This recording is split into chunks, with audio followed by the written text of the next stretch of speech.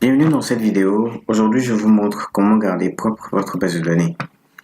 Si vous avez une liste sur laquelle plusieurs personnes saisissent des informations, vous avez certainement été confronté à une base de données où une information est collée de plusieurs façons différentes.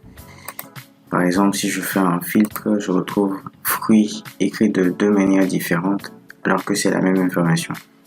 Alors, comment garder cette information-là de façon unique dans notre base, quelle que soit la personne qui vient saisir. Mon nom est Stéphane Yannick, Soussou, consultant formateur sur les produits Microsoft de gestion de projet et d'analyse de données. Je vous entends, nous désirions faire l'inventaire d'un certain type nombre de produits. Alors j'ai créé une liste dans une feuille externe que j'ai nommée paramètres. Pour ce faire, je vais transformer ma liste en tableau. Un D6, mon tableau contient une en-tête. OK. Et voilà. Donc j'ai une liste de produits dont je vais faire l'inventaire. Ici, je crée un tableau. Les produits.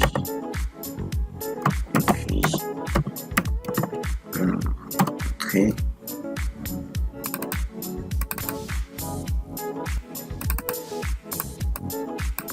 Je transforme la liste en tableau également. OK. Et voilà. Comment faire en sorte que tous mes produits soient référencés à partir d'ici? Donc, je clique ici, dans la première colonne de mon tableau. Je vais dans l'onglet Données. Je fais Validation de données. Donc, validation de données, autorisé. Je vais prendre liste. Liste, je prends source pour dire la source de ma liste. OK. À partir d'ici, je peux mettre un titre de description pour dire liste produits dispo et mettre un message plus explicite. Produits disponibles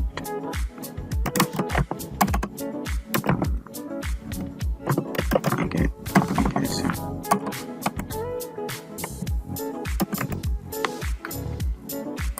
En type d'erreur, le style, ça peut être un arrêt, un avertissement ou juste une info. Donc je vais choisir arrêt et mettre action non autorisée et avertir la personne en disant vous ne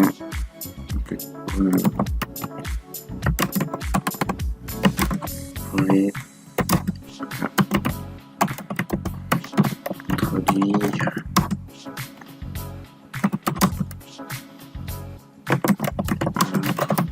produit et dire veuillez renseigner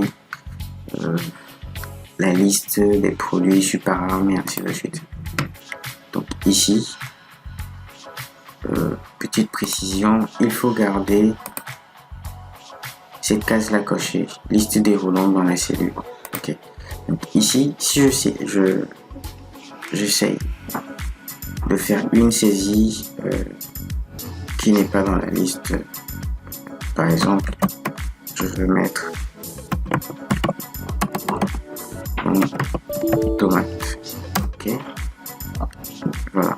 Je ne pouvais pas introduire un autre produit. Et du coup, je peux annuler.